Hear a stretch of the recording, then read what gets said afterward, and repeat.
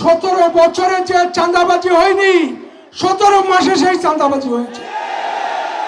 আমার ভুঁড়ির মাপ আজকে আপনারা নিয়ে রাখেন, যেটুক ভুঁড়ির মাপ থাকবে আমি নির্বাচিত হতে পারলে তার চাইতে কমবে, বাড়বে না।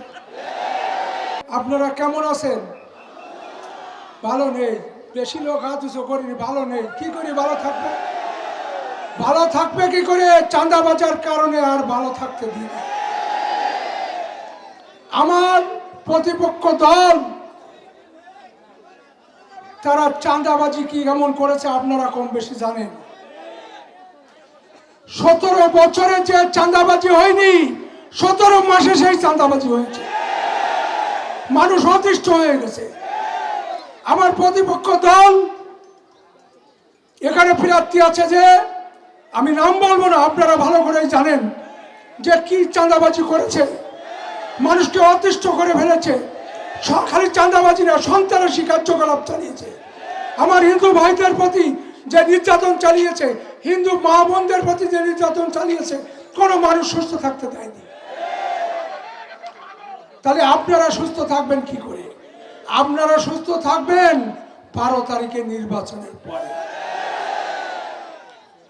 আমার নেতা অধ্যাপক মিয়া গোলাম পরোয়ার উনি বলবেন কিভাবে সুস্থ থাকবেন না থাকবেন।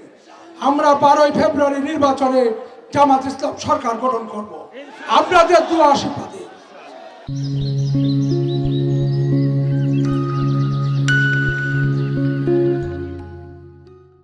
কি পারবো না সরকার গঠন করতে?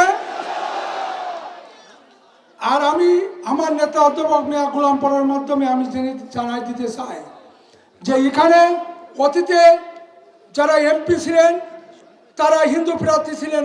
স্বর্গীয় দাদা ননীগোপাল মণ্ডল, স্বর্গীয় দাদা পঞ্চানন বিশ্বাস, তারা হিন্দু মানুষ ছিলেন নাকি? তাই অনেকে বলে হিন্দু মানুষের ভোট দিতে আমাদের সমস্যা হয়। এই সমস্ত ফতুয়ায় কাজ হবে না। যদি রোদ দিনে মানে সূর্য পরে, সে সূর্য হিন্দু মুসলমান সবার গায়ে লাগে। রাত্রে যে রাত ওঠে তারা হিন্দু মুসলমান সবাই ভোগ করে। আপনারা এই ফতুয়া দিয়ে আর দামায় রাখতে পারবেন না। মাদক সমস্যা বড় সমস্যা আমার এখানে। যেহেতু আমাদের প্রতিপক্ষ প্রার্থী যারা আছে তারা মাদকের কথা কিছুই বলেন না, আরো উৎসাহ দিয়ে যায়। সেই সমস্যা সমাধান করবেন আপনারা। আইন শৃঙ্খলা উন্নয়ন, কবরস্থান ও শ্মশানঘাট নির্মাণ ব্যবস্থা করবেন, আধুনিক কসাইখানা নির্মাণ করবেন, মৎস্যজীবীদের আয়ের ব্যবস্থা করবেন, বনদস্যু ও জলদস্যু দমন ব্যবস্থা করবেন, কৃষকদের সার কীটনাশক সরবরাহ কোল্ড স্টোর নির্মাণ, এই ব্যবস্থাও আমরা করব। যেহেতু আমার নেতার কাছে আপনারা শুনে নেবেন, আমার নেতা যে ঘোষণা দেবে আমি সেই কাজ করতে বাধ্য হব। কৃষকদের সার কীটনাশক সরবরাহ কোল্ড স্টোরের কথা বলেছি। কৃষক ন্যায্য মূল্যে সার পায় না, কি এটা তো ঠিক? এই সার ন্যায্য মূল্যে পাওয়ার ব্যবস্থা আমার ভাই গোলাম পরোয়ার।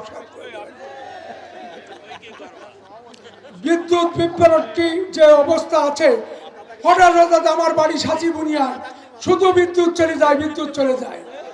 এই সমস্ত ব্যবস্থা থাকবে না। আমাদের এখানে আধা ঘন্টা বিদ্যুৎ যাবে 24 ঘন্টার মধ্যে, তার বেশি বিদ্যুৎ যেতে পারবে না।